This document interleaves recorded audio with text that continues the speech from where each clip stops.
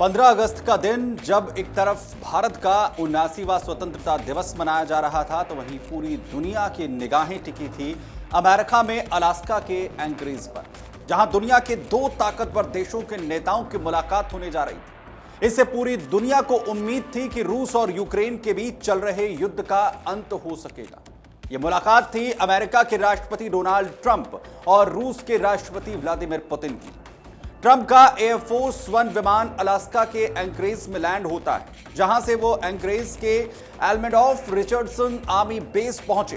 कुछ देर के बाद रूसी राष्ट्रपति व्लादिमीर पुतिन का विमान भी पहुंचता है और सुरक्षा कर्मियों से घिरे पुतिन प्लेन से बाहर आते हैं। ट्रंप खुद रेड कार्पेट पर प्लेन के पास जाकर पुतिन का स्वागत करते हैं और गर्मजोशी के साथ दोनों नेताओं की मुलाकात होती है। दोनों नेता हाथ मिलाते हैं।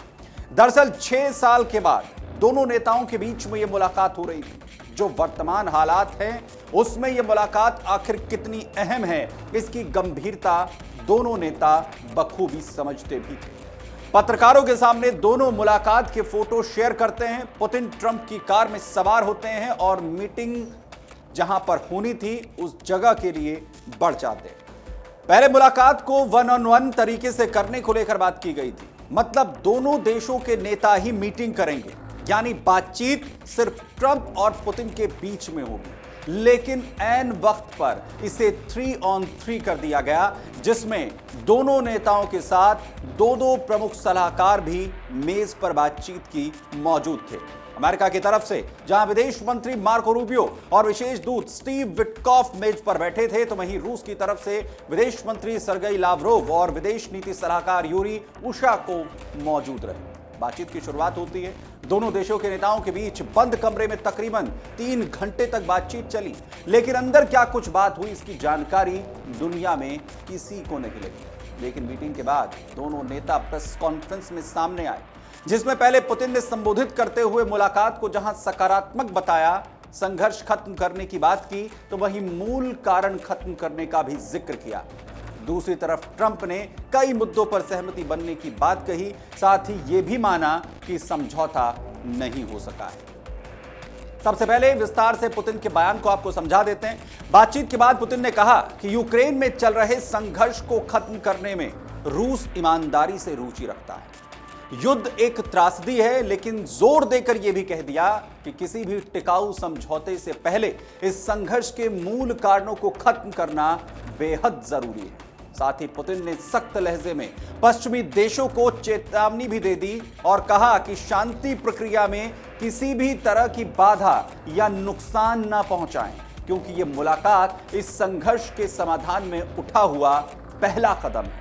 इसके साथ ही पुतिन ने सधे हुए शब्दों में कहा कि ट्रंप अमेरिका की समृद्धि चाहते हैं, लेकिन वो ये भी समझते हैं कि रूस के भी अपने हित हैं जिनके साथ समझौता नहीं किया जा सकता।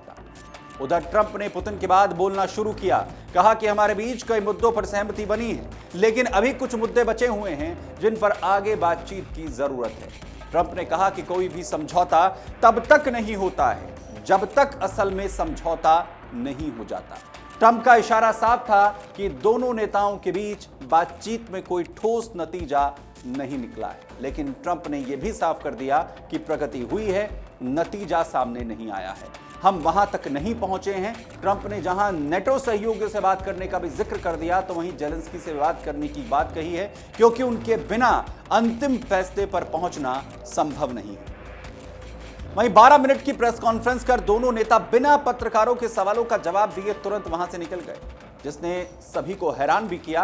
हालांकि अमेरिकी प्रवक्ताओं की तरफ से कहा गया कि दोनों नेताओं ने अपने बयान में सब कुछ बता दिया था, इसलिए सवालों के जवाब नहीं दिए गए। लेकिन सबसे बड़ा सवाल यह है कि बैठक में किन मुद्दों पर चर्चा हुई, क्या चर्चा हुई, इसे पूरी तरह से गोपनीय रखा गया है, जिसके बाद दोनों नेता भी वहां बिना कुछ कहे, चुपचाप बिना कुछ बताए निकल गए। हालांकि इस मुलाकात की एक अहम कड़ी यूक्रेन के राष्ट्रपति जेलेंस्की भी थे, जो लगातार कोशिश ये कर रहे थे और बयान दे रहे थे कि बिना यूक्रेन की भागीदारी के इस मुलाकात का कोई मतलब नहीं है। जेलेंस्की की तरफ से यह भी दावा किया गया था कि मुलाकात के बाद ट्रंप उनसे मुलाकात करेंगे। वहीं जानकारी सामने आ रही कि अलास्का से वापस लौटते वक्त ट्रंप ने जेलेंस्की से लंबी बात की, इसके बाद अब वो जेलेंस्की से जल्द मुलाकात करेंगे। वहीं ट्रंप को पुतिन ने मॉस्को आने का भी न्योता दे दिया है, जो इस मुलाकात की अगली कड़ी माना जा रहा है। लेकिन सवाल है कि इस मुलाकात से क्या भारत के लिए भी कुछ संकेत सामने आए हैं? भारत को आखिर इससे क्या फर्क पड़ेगा?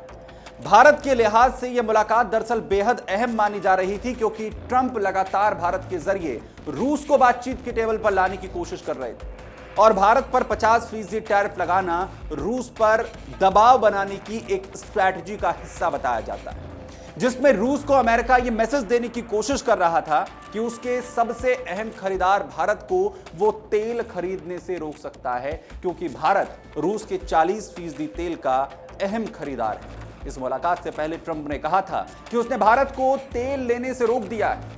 वहीं सवाल यह है कि इस मुलाकात का भारत पर क्या असर होगा और भारत के लिहाज से, क्योंकि यह मुलाकात बेहद अहम मानी जा रही है, क्योंकि ट्रंप लगातार भारत के जरिए रूस को बातचीत के टेबल पर लाने की कोशिश कर रहे थे। भारत पर 50% टैरिफ लगाना रूस पर दबाव बनाने की एक स्ट्रैटेजी में से एक था, जिसमें रूस को अमेरिका ये मैसेज देने की कोशिश कर रहा था कि उसके सबसे अहम खरीदार भारत को वो तेल खरीदने से रोक सकता है, क्योंकि भारत रूस के 40% तेल का खरीदार है।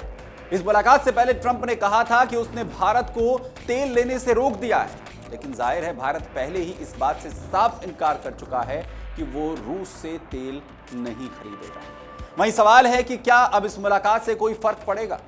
जाहिर है जिस तरह से मुलाकात आगे बढ़ रही है, उसके बाद जानकारों का यह मानना है कि अमेरिका इस टैरिफ को जो भारत पर लगाया गया है उसे पोस्टपोन कर सकता है, क्योंकि भारत के साथ रूस के संबंध आखिर कितने खास है उसका सीधा संदेश इस मुलाकात के बाद अमेरिका को लग चुका है। वहीं अगर अमेरिका इस टैरिफ को पोस्टपोन करता है तो पूरी दुनिया में भारत का एक स्ट्रॉन्ग मैसेज भी जाएगा कि भारत आखिर किस तरह से अमेरिका के सामने नहीं झुका। लेकिन अब यह देखना है कि जेलेंस्की की मुलाकात के बाद ट्रंप आखिर मॉस्को कब जाते हैं, जो इस मुलाकात का दूसरा चरण हो सकता है, और क्या उसके बाद रूस यूक्रेन जंग और लगातार हो रही टैरिफ वॉर का अंत क्या निकल पाता है। जो भी अपडेट होगा आपको बताएंगे। धन्यवाद। अगर आप ये वीडियो YouTube पर देख रहे हैं तो हमारे चैनल को सब्सक्राइब कर बेल आइकन दबाएं, और Facebook पर देख रहे हैं तो हमारे पेज को लाइक करें।